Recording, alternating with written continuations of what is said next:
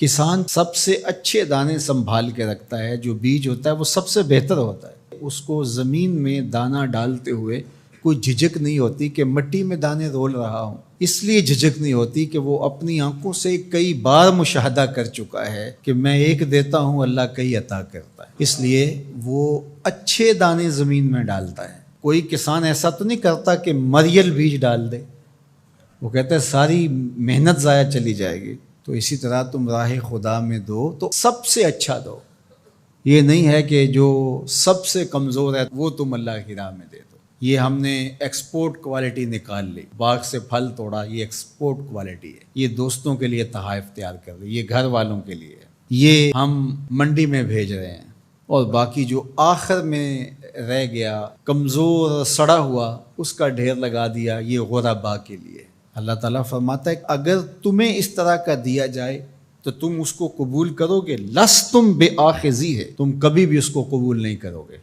تو فرمایا اللہ بھی غنی ہے، اس کی راہ میں ردی کیوں دیتے ہو؟ اللہ کی راہ میں سب سے اچھا دو۔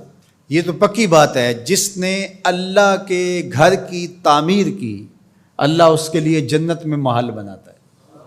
اور یہ لازمی نہیں ہے کہ کوئی بہت بڑی جامع مسجد بنائی، بلکہ تتر کے گھونسلے کے برابر بھی اگر کسی نے مسجد بنائی، تتر کا گھونسلہ پوری اینٹ کا بھی نہیں ہوتا، آدھی اینٹ کا ہوتا ہے۔ دوسرے لفظوں میں کہیں، جس نے کسی مسجد کی تعمیر میں آدھی اینٹ دی، اللہ اس کا محل بھی جنت میں بناتا ہے۔ کتنا کریم ہے، اللہ اکبر۔ حدیث پاک میں آتا ہے جب کوئی شخص فوت ہو جاتا ہے تو اس کے اعمال کا سلسلہ منقطع ہو جاتا ہے، لیکن 3 عمل اس کے باقی رہتے ہیں۔ ایسا صدقہ جو تسلسل کے ساتھ باقی رہتا ہے، مسجد بنوا دی، دارالعلوم قائم کر دیا، پانی کا کنواں کھدوا دیا، ہاسپٹل بنا دیا، ایسا سلسلہ کر دیا کہ جو جاری رہتا ہے۔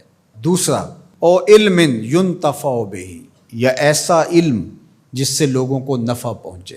ادارہ قائم کیا، لوگوں نے وہاں حفظ قرآن کیا، دین کا علم سیکھا، لوگوں کو فائدہ پہنچا۔ جب تک علم آگے بڑھتا رہے گا، جس نے انتظام و انصرام کیا، اللہ اس کے نامہ اعمال کے اندر اجر داخل فرماتا رہے گا۔ بلکہ اس کی تشریح میں دیکھ رہا تھا کہ صرف علم دین ہی نہیں، ہر وہ علم جو نافع ہو، اگر کسی نے کسی کو کوئی ہنر سکھا دیا اور اس کے ذریعے وہ حلال رزق کمانے لگا، اپنے بچوں کی ضرورت کو پورا کرنے لگا، جس نے ہنر سکھایا تھا اللہ اس کو بھی اجر عطا کرے گا۔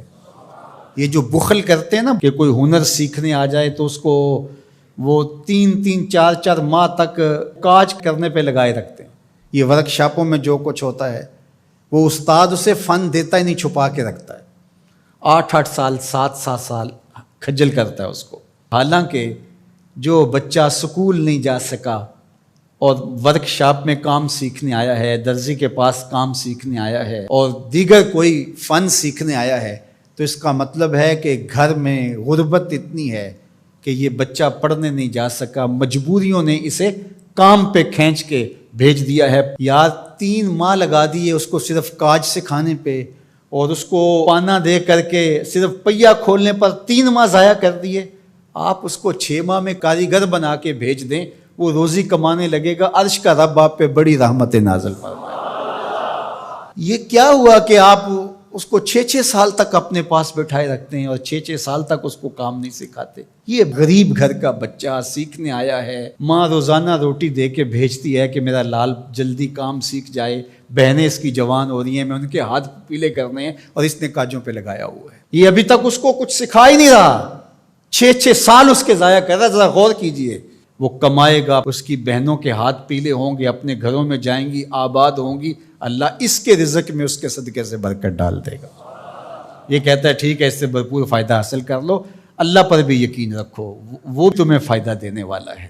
تیسری بات ارشاد فرمائی، او ولد صالح یدعو لہ، نیک اولاد جو ماں باپ کے لیے دعا کرے۔ صالح اولاد وہی ہوتی ہے جو ماں باپ کے لیے دعا کرے۔ 5 گانا نماز کی عادت رکھنے والی اولاد ماں باپ کے لیے اسپیشل الگ دعا نہ بھی کرے تو دن میں کتنی مرتبہ کہے گی، ربنا اغفر لی ولوالدی، اللہ مجھے بخش دے، میرے ماں باپ کی مغفرت فرما دے۔ اچھی اولاد ماں باپ کے لیے نعمت ہے، اس کی آنکھوں کی بھی ٹھنڈک ہے، دل کا بھی قرار ہے، آخرت کی بھی بہار ہے۔